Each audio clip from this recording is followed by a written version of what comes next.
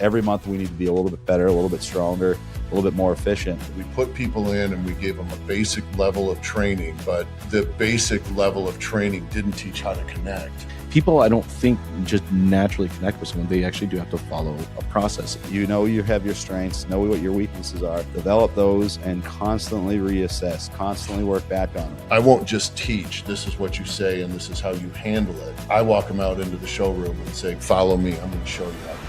Welcome to the Shift into Profit podcast, where leaders come to evolve, teams come to improve, and dealerships come to grow.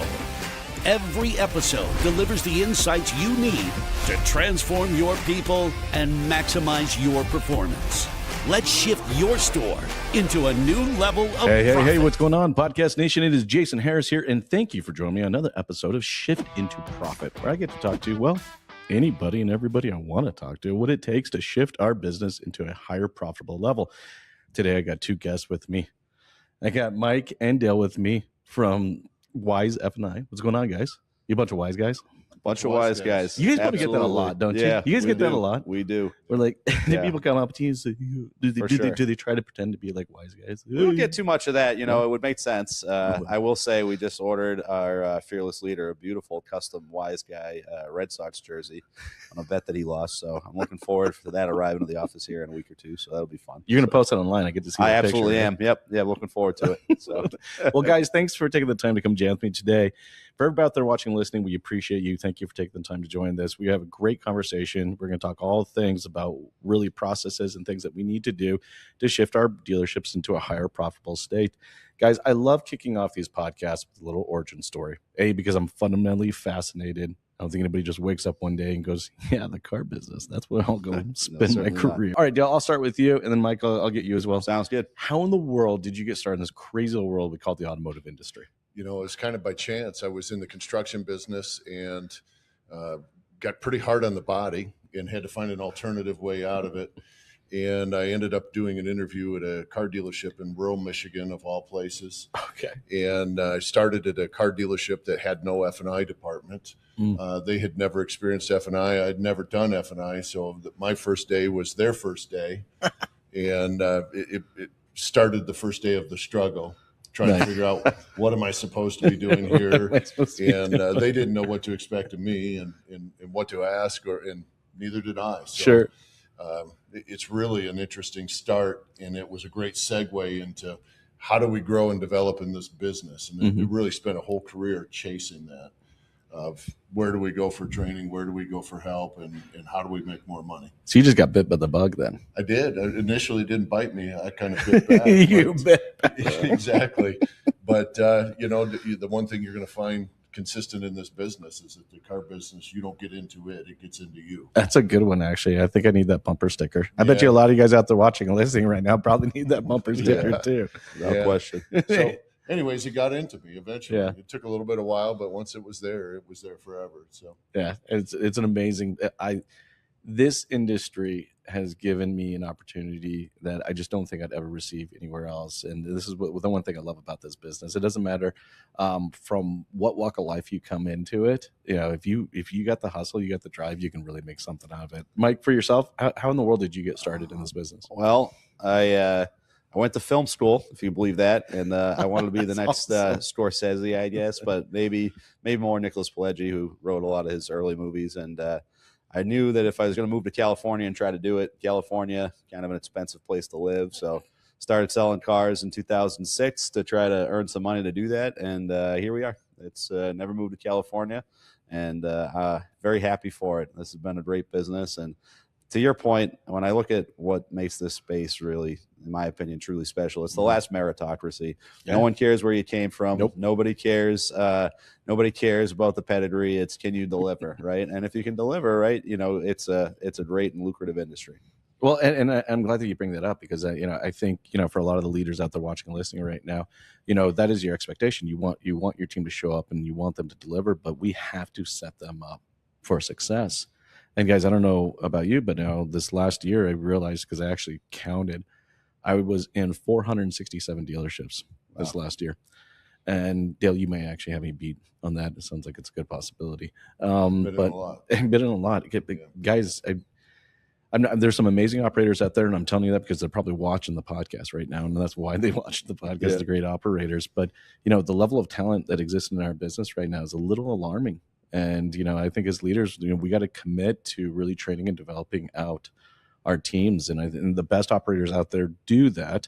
So this is kind of a perfect segue into kind of our conversation today. I'd love to get both of you guys' perspective. From an operations perspective, where should we be focusing our efforts right now so that we can just shift our way into a higher profitable state? I'll start with you, Dale, and then Mike, I'll ask you the same. Well, it's a good question because one of the things that I've learned is that every dealership that you go into operates differently than the last. The one thing that is consistent is that they're all inconsistent. Mm-hmm. So they have different processes, they have different procedures and how they function.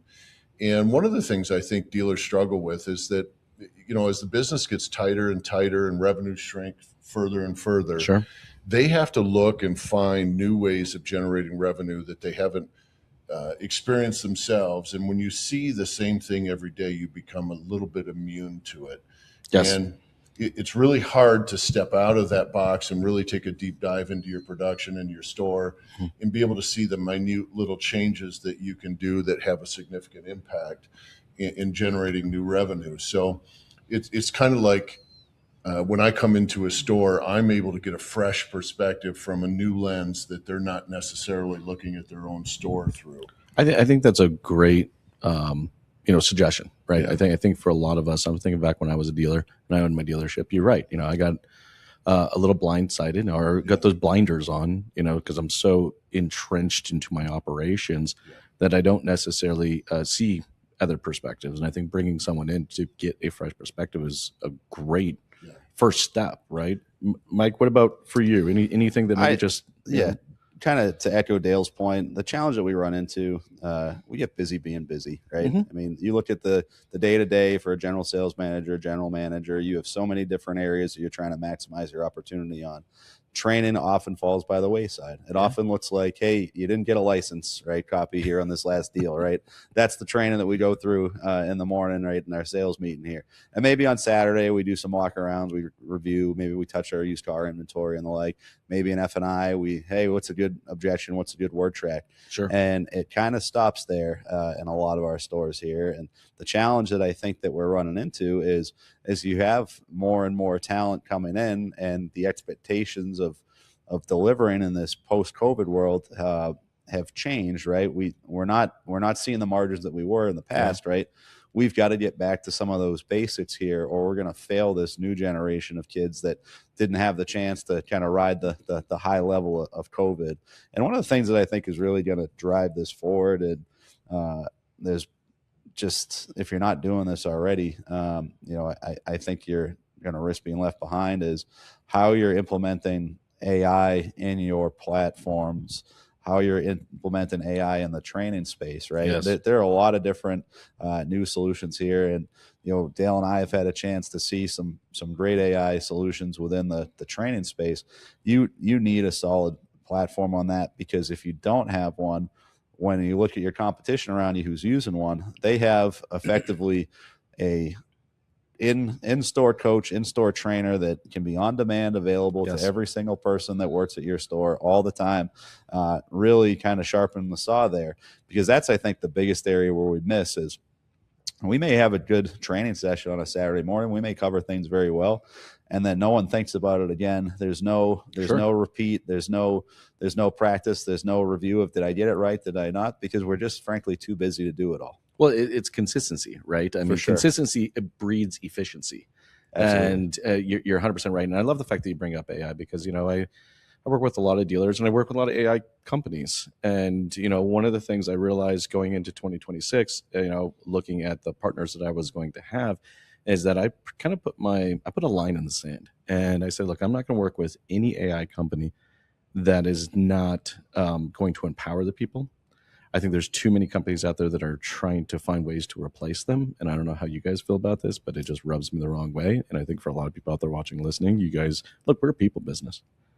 I think we're always going to be a people business. Agreed. I think we're too quick to want to replace an individual with a piece of technology when we really just haven't given our full effort to empower them and give them the tools necessary. And I think there's amazing companies out there that are providing that, and that with support like what you guys do for the dealership. You to your point, Mike, you have that real-time, consistent insights, coaching, and that's just like, look, we're just here to make people better.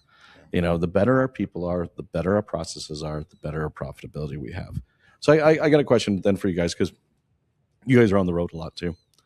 You guys have seen the good, the bad, and the ugly. And I'm not just talking about the amazing Clint Eastwood movie, which, by the way, is like hands down my favorite movie of all time. Because I literally, did you ever get that one movie where like you can watch it like 20 times and just never get bored? Actually, I'm going to ask you guys real quick. What is that movie for you guys? Dale, what's the one? Unforgiven. Unforgiven. Oh, yeah, absolutely. I don't miss it every time it's on. It's an instant stop. Yeah. Mike, what about you? What's that? Oh, probably Goodfellas. Goodfellas or Casino are the two that popped into my head. That's not just because we're in Vegas. Not just because we're in Vegas. Yeah. Yeah, the pacing's great. I thought for sure you'd say Ricky Bobby, but it's close. That's a close second. Yeah, I'd say Step Brothers for me if I'm going into the into the repertoire of Will Ferrell. Yeah. If I had to pick a second one for me, guys, it's The Goonies. I like the Goonies, right? Yeah. Hey, you guys. Chuck loves slot. Sorry, guys. This is what happens when you get these guys together. Right. We talk about fun stuff. Right. No, you guys have seen the good, the bad, the ugly. I'm curious, guys. What are you seeing out there right now that dealerships are doing well, and maybe places of opportunity? Mike, I'll start with you, and then Dale, I'll ask you the same question. I think that right now we've had a little bit in the last year of a return to what I would say normal times. Mm-hmm. And I think it's humbled some people. And I think that the people that are leading the charge have learned from that and have really devoted a lot of resources and time to bettering up their processes. I think F&I has become it's always been important, but I was talking to a dealer the other day, and when you look at percentage of the bottom line, right, you have stores where F&I has become 25, 30% of the total profitability of the store, right? And when you think about the expense-related F&I, obviously it becomes very profitable square footage. So I've seen this return where the focus has become not just on taking orders and, everyone's going to buy everything because that's the way it is. It's back to what I like to call some selling required, and stores that are doing a good job investing in that area of training and consistently monitoring and measuring, am I getting the results I expect when I have a training done, right? Mm-hmm. Whether you use somebody from the outside, whether you have somebody internally, there should be a return. Am I doing a core comp with my people, and am I getting it? And if I'm not getting it, then where is the failure point? Did I have the wrong training? Yeah. Do I have the wrong person? Is it a combination of the two? Do they not mix? And when you do that well and you're constantly reassessing, and it's the return to every month we need to be a little bit better, a little bit stronger, a little bit more efficient. I think that those stores right now are really pacing themselves well to have a lot of success in the future. I'm with you, Dale. I know you spend a lot of time inside dealerships. Yeah. I think we literally just talked last week while you were flying to one of them. So exactly. What are you seeing on the road right now? I think the biggest disconnect today is the fact that with the technologies, going back to the AI and the things that we see in the dealerships, is that in lieu of a solid process and a solid understanding of how we generate profit in the F&I office, it's a heavy dependence on, AI is going to save us. Mm-hmm. And we can't lean that direction. One of the things that's always made F&I valuable to a dealer is being able to connect with your customer emotionally, be curious about the customer. Sure. If we can't be curious and empathetic with the customer, how do we ever expect to lead them? That's a good point. And you can't lead them or help them see value in a process if you're not caring and concerned about what their ownership experience is going to be like. Sure. I don't think AI will ever replace that connection. The human connection is what sells products. And one of the things that happened during COVID is that the manpower turnover happened so quickly in some of these offices that we put people in and we gave them a basic level of training, but the basic level of training didn't teach how to connect. That's a good point. It taught them to sit in an office secluded from the showroom, offer the products, but not make a connection to the products with their customers. And one of the things I'm seeing most is when I go into a dealership, is grabbing the F&I person and saying, "Hey, look, the customer's here. Yeah. Let's go out and talk to them. And they said, well, what are we going to talk to them about? Our jobs. We're going to go out. We're going to go talk to them about what has their ownership experience been like on the last car. What good experiences, what bad experiences did you have? And are you coming here hoping to have something different than that experience this time? Yeah. So, that human element, that connection, just getting out of the office. And one of the things you see is as you're training and you're working with these people is you see their faces light up and they make the connection and they go, oh my God, this makes sense. And when they come out of their office and when they engage the customer, one of the things, they took a new person the other day and we went out and walked around the customer's trade car. Yeah. And they said, well, what are we doing this for? Well, we're going to do this because it's going to tell us what the experience was like in the past vehicle. Sure. And now they're here to buy another vehicle. Well, how do we enhance that? How do we make that better this time? And so wait, that was the F&I manager? It was. Oh my gosh, I like that. Yeah. So yeah, I like the F&I manager. I'm going to tell a story a along that because it was one of my favorites. This was a dealer group in Kentucky. F&I manager did that same thing. He walked around and he took a picture of the customer's tires and the rims here. And he brought it in as he was going through. He used theirs to illustrate one of the things that tire and wheel would cover. And he said, and by the way, let me share something with you. In case you're wondering whose car this is your trade. Right. And they're like, oh, we see why we need it, right? So big laugh, right? Those types of education, we miss that sometimes. It's that human connection, right? Yeah. But a lot of people, they're looking for the shortest path to the sale. And sometimes we always say you have to slow it down, make the human connection. AI will never do that. AI will help you do that. That's right, and that's what it should do. It should be assisting.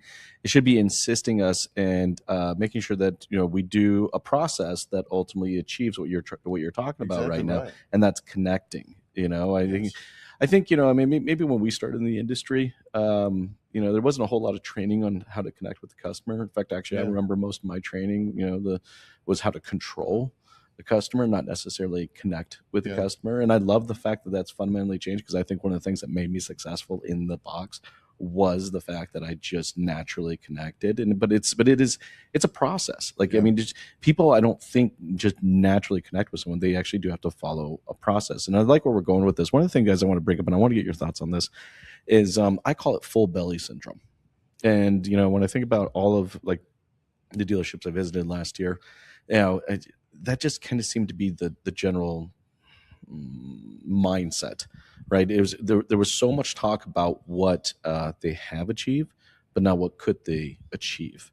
And I was I don't know, I was a little taken back by it. I don't know if I was surprised, and maybe this has been something that's been going on for a long time, but I'd love to kind of get you guys' perspective on just how do we help dealers not just focus on what have accomplished, but really kind of get them to focus on what their ability is. We do this in sports, right? We do this. This is very common in sports, right? You practice, and what doesn't matter what sport you are, or if it's golf, how hard you're swinging the club, or where your impact is, or whatever it is. We have an idea of kind of where we are, but we always have an objective to know what we could achieve when we really commit to it. I would love to kind of get you guys' perspective. Have you guys seen this, and what do you think dealers can do to kind of overcome this? I'll start with you, Mike. I think that in general, when you're successful, you've had a period of time of success, there can be some tendency to rest on your laurels a little bit. I like to be healthily or unhealthily paranoid in anything I do, which is just remind myself anything good can always go away and anything bad can always be improved, right? So the way that you've got to look is good, bad, and different with your teams, with your people. When that month closes, we're on to the next month, right? It doesn't matter what we did in the past. I remember seeing a documentary, Tiger Woods going through some of the practice, right? When you're hitting 1,000 shots a day because you've got to be better, there's that famous joke about him talking to John Daly where John Daly said, "Why do you practice so often?" And he said, "Well, if I could hit the ball as far as you, I wouldn't have to," right? But and obviously he was a lot more successful. You only have to be a certain level of talent. People want to be the best, right? Thinking that it's some sort of utopian, well, if I say this and I know that, then I will be perfect. I'll be the best at this part of it. And when you start feeling that, that's really when, things are going to go poorly, in my opinion. Yep, I the agree. way to be the best is very simple. Know that you have your strengths, know what your weaknesses are, develop those, and constantly reassess, constantly work back on them. And if you're not doing that, if you're thinking, well, things have been going pretty good, right? I think I'm just fine, right? That sort of trend goes from, okay, I'm good, to becomes apathy. You start just going through the motions, and then things start to slip.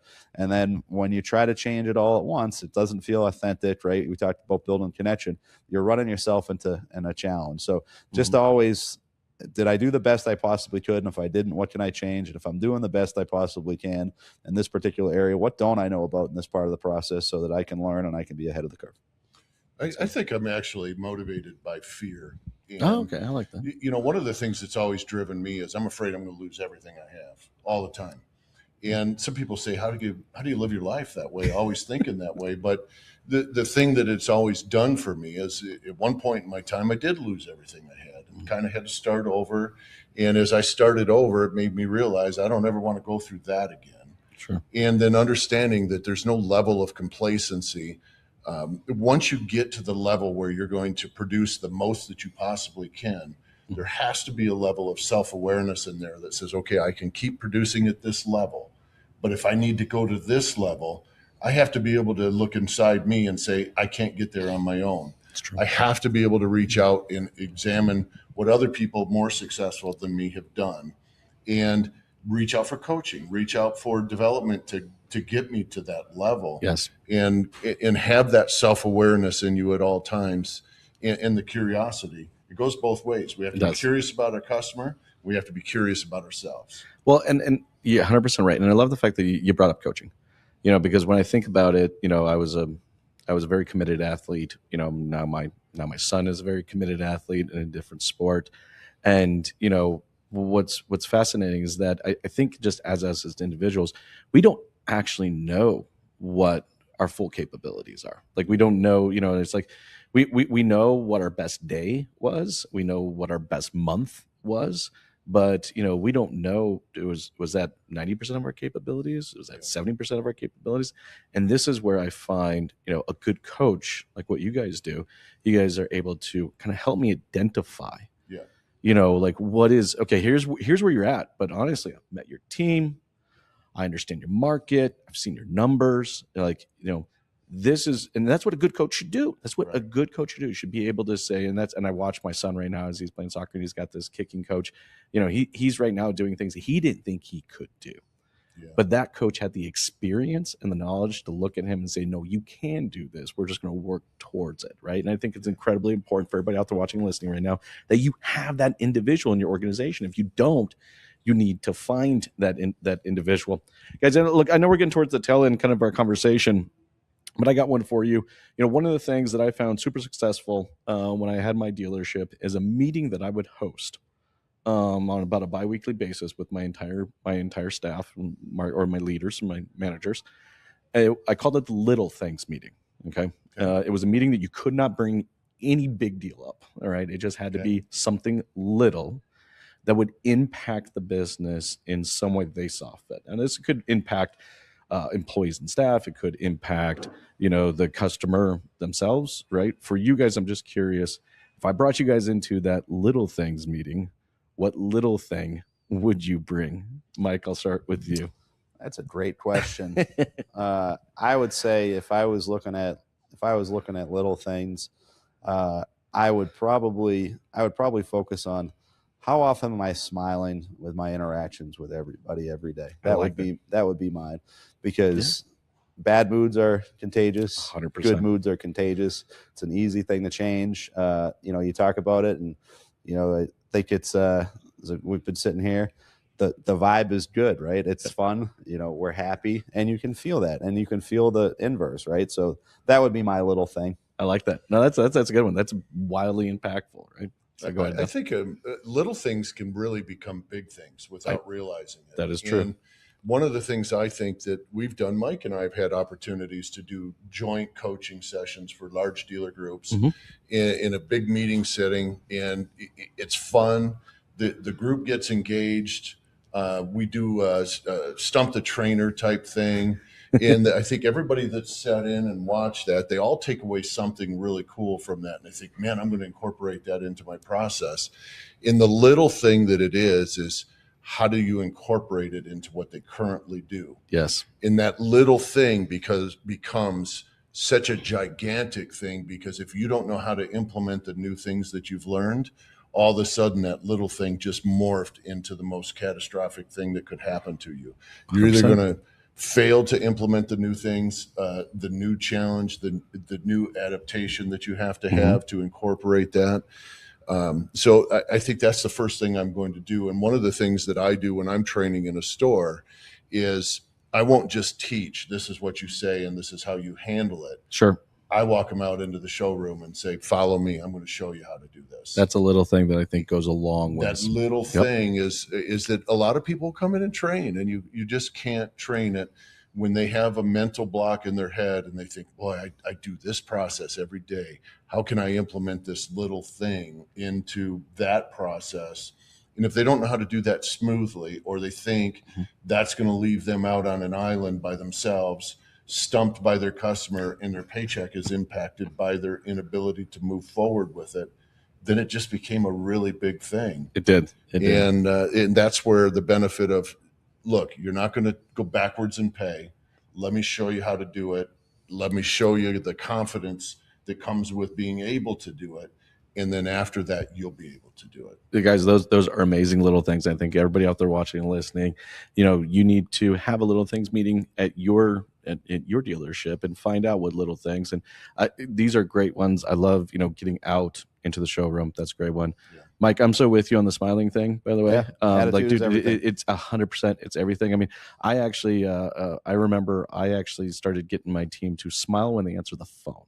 Of course. So not just even in person, right? You can, can't you, Mike? Yep, you no can, question. 100%. A little makeup mirror on the desk, you'll actually hear the difference, and you almost know if someone's smiling on the other side. It's little things, guys, that make really big differences. Hey, but before I let you go, for everybody out there watching and listening right now, who would love to connect, because I don't think we necessarily covered everything. I think we brought up some great topics, and there's still some great discussion to be had. Mike, what's the best way to connect and learn more about what you guys do? Yeah, you can find us at Wise F&I, or WiseFandy, as we like to say, .com. I'm on LinkedIn. Dale's on LinkedIn, and you'll see me posting occasionally on Ethical F&I as well. You'll find me on Facebook. Find me there. Reach out, and I truly, every day, I live and breathe this space. I love the business. I love talking about it. So if you want to pick my brain, if you want to run something by somebody, if you just want to say, hey, what's up, just reach out, because I don't tire of the sound of my own voice. We all have that in common. Guys, I can't tell you how much I appreciate you guys' time today. This has been an absolute blast. And for everybody out there watching and listening, definitely reach out to these wise guys here. They truly love this industry and are very passionate about it, and just love talking to people and helping them and encourage them to do better. Hey, for everybody out there watching and listening, we appreciate you. Look, one of the biggest compliments you can give us as content creators is share the show. It means so much. Look, I know you're not going to smash the subscribe, or well, hopefully you hit the like button. But no, seriously though, if there's a manager or a colleague that needs to see some portion of today's conversation, you're totally cool when you share the show. Hey guys, thanks again so much. Thanks, Jason. It's a pleasure. Thank you. Appreciate you. Thanks, guys. Have a good one. Thanks everybody. Thanks for tuning in to Shift into Profit, the podcast where we break down the people, processes, and technology that turn dealerships into profit machines. If today's conversation helped you, share the show and help another operator win. And we'll see you in the next episode.